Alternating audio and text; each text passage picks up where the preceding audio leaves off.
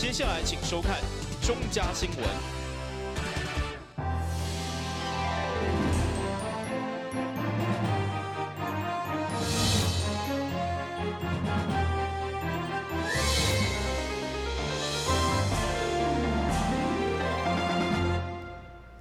大家好，我是陈碧纯，欢迎收看5月29号礼拜3的中嘉台南地方新闻。台南这运超过5000外万的规划费顶订户案，这届当地的议会一直无法度过关。上午议会定期会最后一天，伫各党协商以后，总算完成审查。另外，大新营区的议员嘛联手提案，要求新营少年队停止搬迁，要维持伫原地点。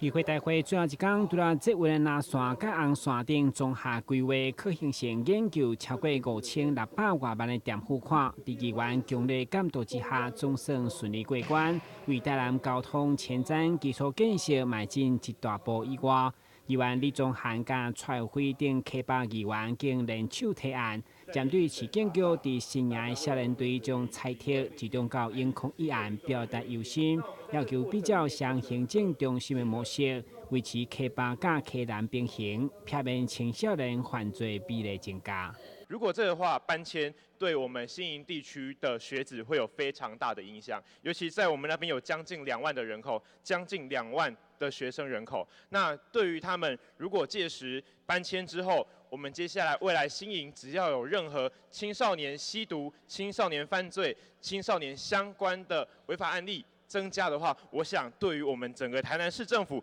都是一个非常不好。如果可以的话，现在还有机会。少年队在西北是不是可以再设立一个分队，为了新营的学子所着想？咱各个单位像行政大队，伊嘛分队小队、客北有、客南有，现在少年队敢袂当安尼做？我是感觉当然局长的论述我们能接受，可是你分瓜党这边咧处理代志，那你怎样讲的？较方便嘛？如果为了市民跟治安的考量是有必要去考虑。一个少年队30几个，本来就分2个所在，这边20几个，客南10几个，啊，一个为一个驻地加迄个值班台，一天都要3个警察去顾，所以讲少年队分2个所在，变做一天要用6个警察去顾这值班台，这是不合效能。我们来考量说怎么样呢？维持西北地区青少年的需要，又能够这个让警力的运用更有弹性。政策性的决策。但是刚刚警察局长已经跟你报过，咱总数是增加的。根据统计，大新营区对国小到高中的人数得将近2万个。虽然少年队的搬迁甲青少年犯罪率的提升并无正面的关系，不过毕竟机关的搬迁总是互地方无重视的负面观感。台南新闻阮自林根采访报道。台南市28号举办第100届的治安汇报。市长黄伟哲一开始就先奖励主动诈骗有功的第一线银行人员，因为根据统计，台南市伫4月份被成功主动的诈骗案件总共有37件，收获市民365万的金钱，让市长非常愕乐。成功主动着诈骗案件，这款的行为，大家大愕乐。台南市长黄伟哲面对一个伫咧4月份成功阻止诈骗的银行行员。不但亲自颁发奖牌，并且也向因一一握手致意，来感谢因的善行，互咱大台南民众的生活会当更加有保障、过加更安全。累计金融机构268人，超商157人，这个成功拦阻诈骗金额达到4773万零616元。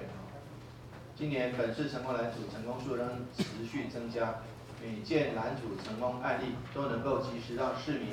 免于被害，让本市成为宜居乐业、观光旅游的城市。同时，伫咧会中，台南市长黄伟哲也主持着治安汇报，表扬着警察局升职的人员，亲自颁发3线1星以及2线4星公营，并且期待因为大台南的治安继续打拼。台南新闻网之后采访报道。消基会为民国68年成立以来，一直尽力守护消费者的权益。不过，南区分会因为经费不足，伫民国99年裁撤，只留下技工来处理电话资讯的业务。经过消基会南区委员、律师以及志工团联署争取，总算伫17档后重新甲牌启用。消基会伫民国82年的时阵，曾经伫台南市成立南区分会，但因为财务困难，不得已将分会改开。只留后志工团受理电话咨询服务，但是伫台南县市合并新价位直辖时后，发觉消费纠纷只有增加，较无减少。伫委员、律师以及志工团联署提案，要求恢复，将伊伫17年后再度甲牌启用。请大家好，谢谢。大家鼓掌看前面，鼓掌看前面，鼓掌看一下前面。消基会主要有2大的任务哈，那第一个任务就是协助消费者，那当他遇到消费争议的时候，给他们各种的帮忙。那第二个就是从事消费者就是权益或者是义务的一些教育活动。那在前者的话，我们过去2年我们的申诉案件目前是有182件，那电话咨询也有4000多件，那法律咨询的人数有180件，那场次也达到了85场，办了9场的协调会。那至于说消费教育的话，我们未来会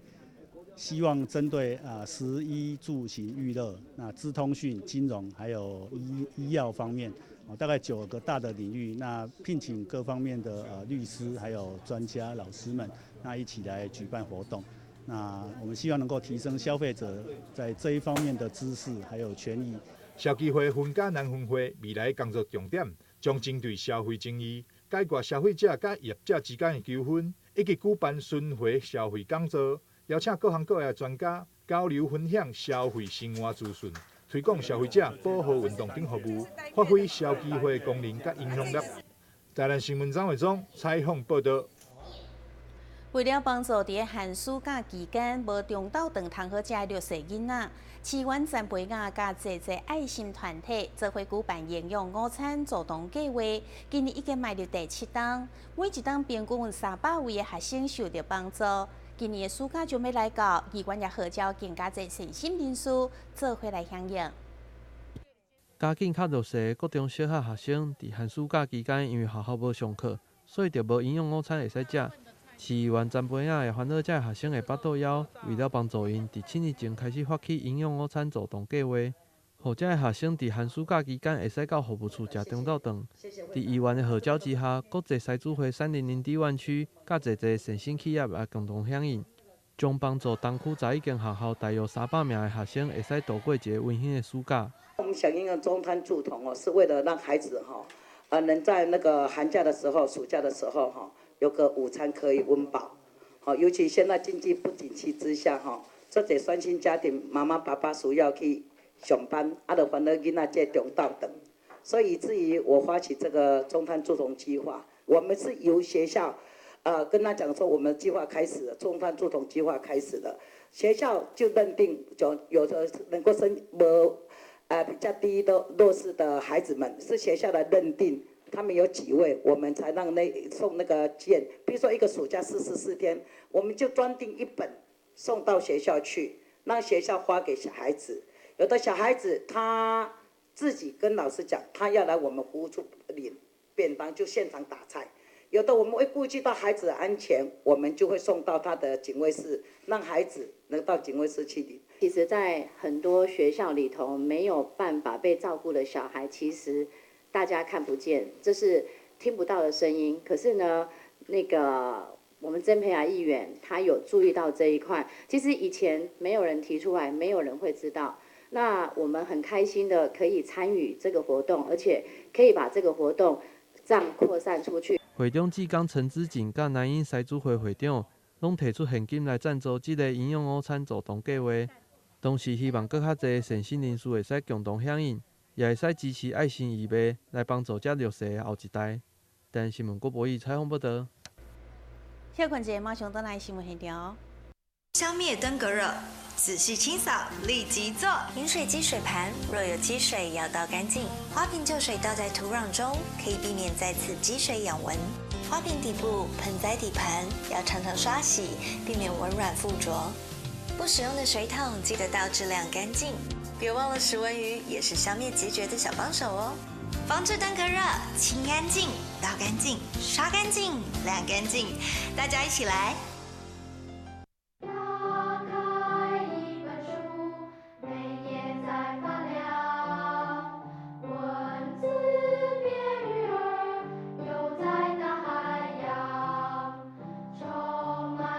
欢迎你和我一起来收看《飞读 book》台南爱读册。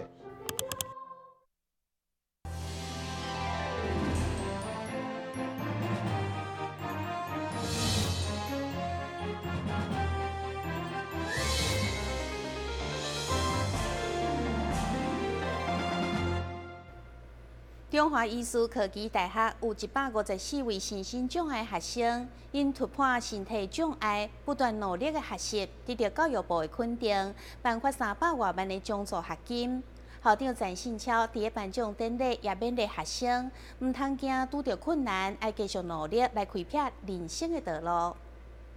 这中华艺术科技大学身心障碍学生勇敢站上舞台，表演着乌克丽丽作为开场。中华艺术科技大学为着要鼓励校内154位身心障碍学生，特别为每一位学生准备了一张藏宝图，由董事长、校长甲各级学校的主管赠送给因，希望因借由手中的藏宝图，继续打拼，来得到人生当中重要的财富。我们中华医大是以医事医护专长哈，那结果。吸引了很多的身心障碍学生来我们学校就读了哈。那我们学校对身心障碍的学生非常的照顾啊，这一次花了306万的奖学金哈，那给154个身心障碍的同学啊，其实上帝在关了一扇门哈，又会替人类开另外一扇门。在中华医大都得到非常好的发展，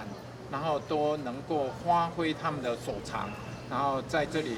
获得自信。那最重要，我们所有的科系大部分都有证照，好，然后他们得到一技之长，那以后他们都靠他们的技术服务人群，然后当然也照顾他自己的家庭。伫咧遮尔侪位这种学生当中，有诶伫咧家己诶专业技术上有真袂歹诶成就，有诶特别爱运动，亲像是曾同学伫咧游泳这方面，就被选为中华特殊奥运代表团诶选手，因拢非常优秀，是大家学习诶模范。咱新闻王子豪采访报道。为了凸显饭店的特色，为伫咱台南市中西区主打亲子饭店的业者，特别甲美国知名的网家合作，除了提出主题套房以外，阁有侪联名的设施甲活动，透过镜头带大家抢先来看卖。为了对竞争激烈的饭店市场突破，为伫中西区的饭店业者特别甲国际知名的卡通频道合作，推出3种主题、18款无同风格的房间装饰。同时也伫饭店内的餐厅甲游乐设施增加了侪的网家人物，互大小朋友拢非常的喜爱。甚至是连地下停车场甲房间内面的小物仔拢有做设计，会使看到饭店的用心。即届的合作将维持3年，未来嘛将会规划侪相关的活动，要互喜爱这3个网家的民众会使来台南体验。发表记者会现场嘛邀请3部网家的主角到现场，做伙为即届的合作揭开序幕。那这一次的合作案跟其他在业界可能跟之前比较不一样的是，我们这一次的合作案其实是范围蛮广的，包括到客房、餐饮，然后甚至还有未来我们的这个授权商品，还有独家商品。那这一些内容，我们这个合作的这个时间最少都是从3年开始起跳，所以我们这一次其实是花了非常多的心力，然后希望可以透过跟这个卡通频道的结合，然后能够带更多的国际旅客。然后也让国人能够透过卡通频道的这个人物的来增进跟台南古都的结合。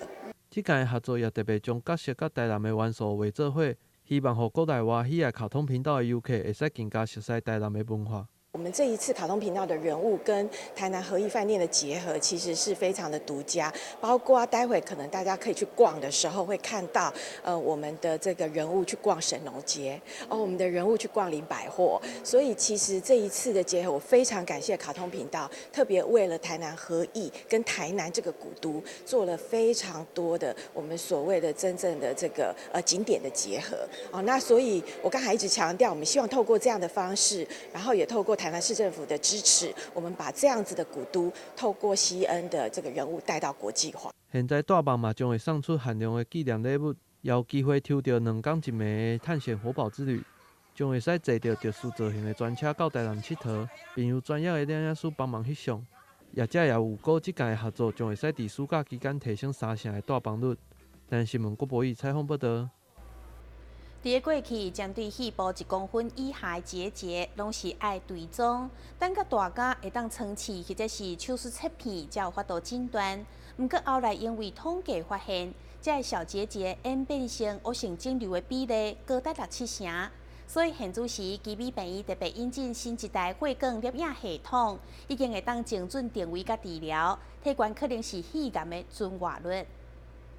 对这款复合式手术房的使用，大大减少病人需要伫放射科检查、伫病房甲开刀房轮流转送的麻烦甲无爽快，而且过程有状况，嘛当随时处理，降低风险。另外，当中所采用的新一代血管摄影系统甲影像的定位，针对有多发性肺结节患者，嘛当共时间来完成，精准用微创的手术来切除，提高肺癌的存活率。基美海中心表示，对106年启用以后，已经为将近100位困难定位的患者成功完成手术。我们帮病人在全身麻醉下，利用这个多轴式血管摄影系统，我们将病人再做一次及时的电脑断层摄影扫描，找出我们肺部小结节的位置，然后在全身麻醉下，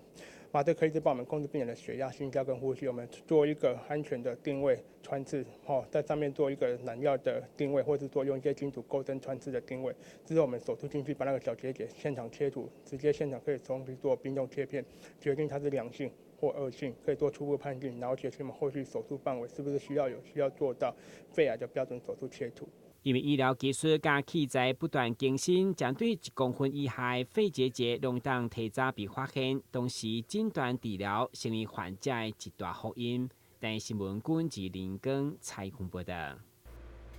子宫肌瘤以及子宫线肌瘤是台湾的妇女常发生的妇科疾病。伊用上界常见的治疗方式是传统开刀或者是微创手术。不过现主时加了一项叫做海扶刀的新选择。这项技术强调免开刀、袂流血，也免用麻醉，而且可以当重复治疗。海扶刀手术虽然名称内底有一个刀，但其实这是一个无创的手术。运用超音波聚焦的原理，经由热效应，将肿瘤组织瞬间加热到65到100度，破坏病灶周围的细胞，同时佫破坏了血液供应，达到治疗效果。另外，佫具备无伤口，会当重复治疗的优点。但是海扶刀它有一个优点，它是无创的，那所以可以重复开。当然开就是没有伤口，就是重复去打，把这个消融，那它不会再长大。所以你有可能一个病人，他本来以前要等到他开刀，最后整个子宫拿掉，或是最后那很严重要开刀的病人，他可以在这段期间，在还没有变大之前，你就把它打掉，消融掉了。那就像我们以前的时候，肾结石大颗的，就是等着开大再把它开刀嘛，对不对？那现在小颗石头就打一打就睡觉，就不用开刀了。肌瘤也是一样，它慢慢这些疾病，有些病人他是不太适合开刀的，他不愿意开刀的，那他可以选择啊，他可以在这之前先做这些处理，那以后他可能就躲掉了后面那个刀的方式，所以它是它是一个选项，新的一个选项。海扶刀技术提供一个新的治疗方案，对着追求女小创伤以及早期治疗的患者，会当讲是袂歹的选择，但也毋是所有人拢适合这种治疗。还是需要经过专科的医生评估后，才来做决定。台南新闻张伟忠采访报道。新闻最后，咱赶快来关心气象。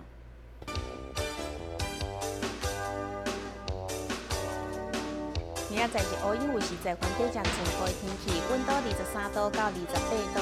落雨的几率有3成，海面平均风力4级到5级，上高阵风是7级。感谢你收看5月29号的中嘉台南电视新闻，我是陈美全，咱再会。